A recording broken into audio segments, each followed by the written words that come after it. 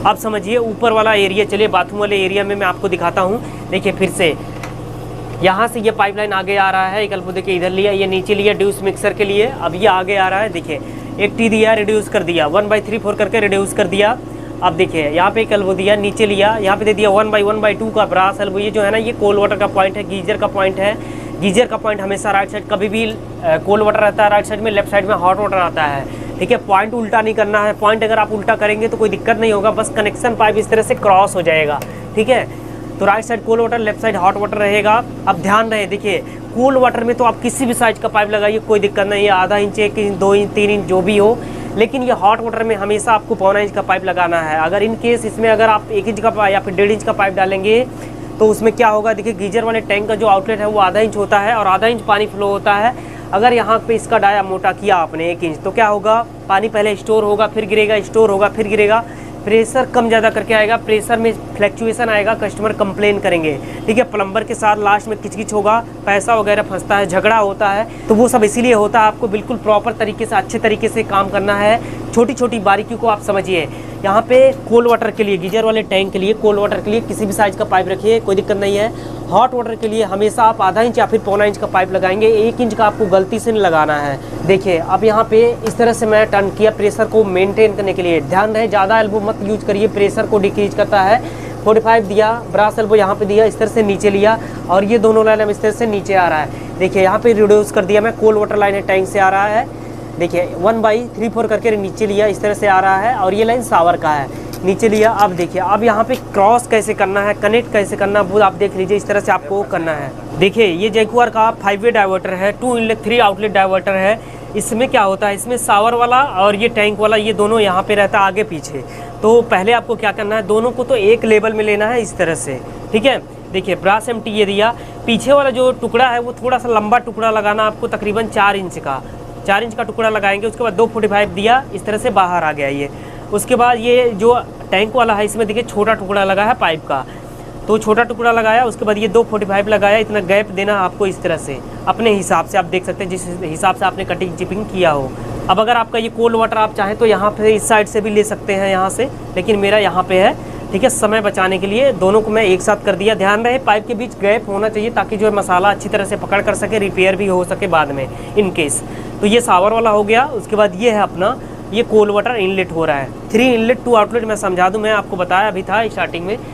देखिए पहला इनलेट यहाँ पे हो गया कोल्ड वाटर, ये आ रहा है। दूसरा इनलेट हो गया ये हॉट वाटर जो कि यहाँ पे कनेक्ट है। तीसरा इनलेट जो है इसमें ये मोटर वाला हो गया। 3 इनलेट हो गया, 2 आउटलेट समझिए। पहला आउटलेट जो है वो देखिए शावर हो गया, दूसरा आउटलेट जो है वो यहाँ पे स्पाउट हो गया। ठीक है, अब मैं आपको बता देता हूँ कि यहाँ पे मोटर का पॉइंट बाथरूम के वाले एरिया में क्यों दिया गया है, क्या बेनिफिट है देने का। उसके बाद इसका हाइट मैं आपको बताऊंगा कि हाइट इसका आप कितना रखेंगे, स्पाउट का, शावर का, उसके बाद ये डाइवर्टर का। यहाँ पे मोटर का जो सप्लाई है ना वो बाथरूम के अंदर इसलिए दिया गया है ताकि जो है नेचुरल पानी मिले। हमारे यहाँ का जो वाटर लेवल है वो 20 फीट है, तो आसानी से पानी निकाल लिया जाता है मोटर लगा के, टुल्लू पंप लगा के।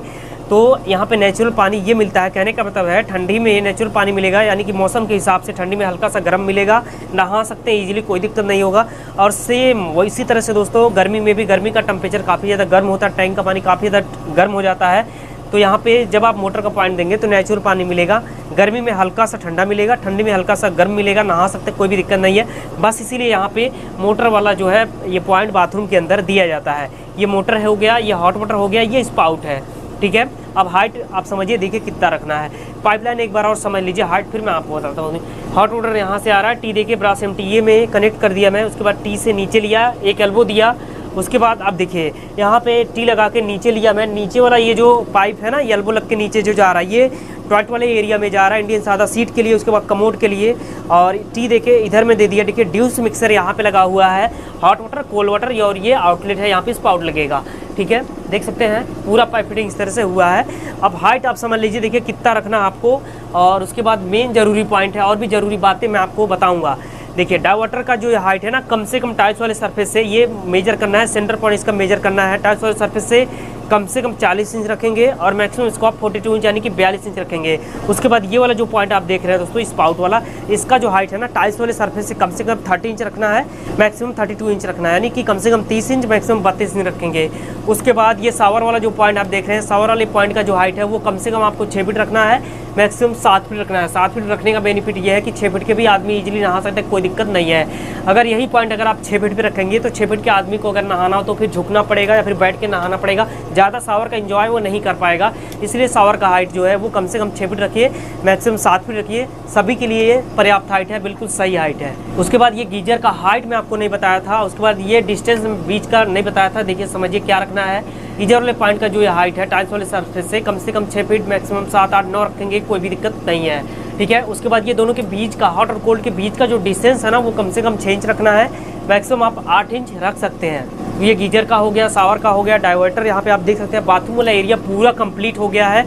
एक बार और मैं आपको बता देता हूँ, देखिए मेट्रोपोल के बारे में।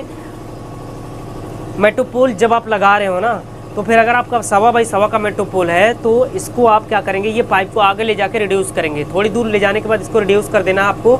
नहीं तो क्या होगा, ये एक बार सिंपल भाषा में समझिए, पानी अगर बह रहा है, अगर उसमें आप इस तरह से कुछ भी पाइप ही खड़ा कर दे तो आगे का प्रेशर जो है वो रुक जाता है, स्लो हो जाता है। तो वही सेम चीज़ यहाँ पे है। पानी जब मेरा 1.5 इंच ऊपर से आ रहा है यहाँ पे, और जब हम इस तरह से फ्लश करेंगे तो क्या होगा, वो 1.5 इंच पानी आगे नहीं फ्लो होगा, वो थोड़ा सा डिक्रीज करेगा। क्यों डिक्रीज करेगा? क्योंकि ये ऑब्जेक्ट से होके जा रहा है। पानी जब किसी भी ऑब्जेक्ट से टकराएगा ना तो प्रेशर आगे का वो डिक्रीज होगा। तो ये ऑब्जेक्ट मान लिया हमने और 1.5 इंच पानी यहाँ पे दिया, फ्लश किया और 1.5 इंच पानी पूरा नहीं मिलेगा, डिक्रीज हो जाएगा। तो अगर यहाँ पे आप 1.5 इंच का पाइप डालेंगे या फिर अगर मान लीजिए पाइप 1.25 ही, या तो इसलिए यहाँ भी 1.25 इंच का पाइप है और यहाँ भी 1.25 इंच का पाइप है, तो जब फ्लश करेंगे तो हल्का सा आवाज़ आएगा, डब डब टाइप का आवाज़ आएगा। तो वही कस्टमर कंप्लेन करते हैं।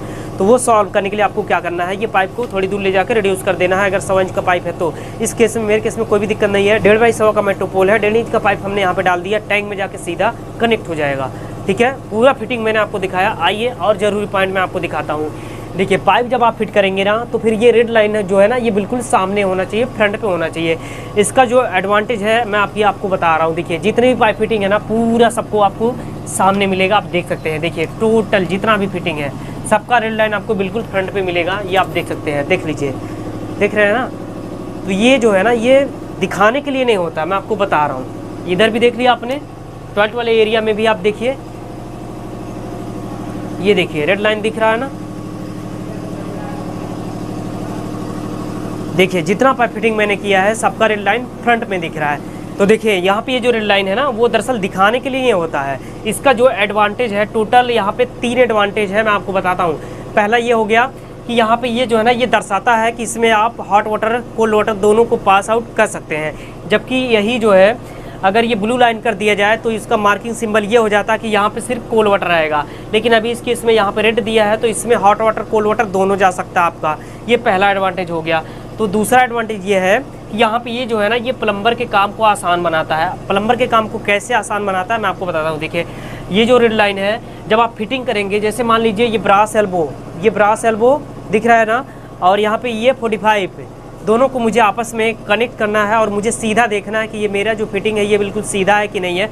तो उसके इसमें क्या करेंगे, ये जो धारी है और ये रेड लाइन यहाँ पे मिलाएंगे नीचे, और वही सेम चीज़ ये रेड लाइन और ये ब्रास एल्बो का धारी ऊपर मिलाएंगे, ठीक है। तो आपका जो फिटिंग है वो तिरछा नहीं होगा, बिल्कुल सीधा फिटिंग होगा।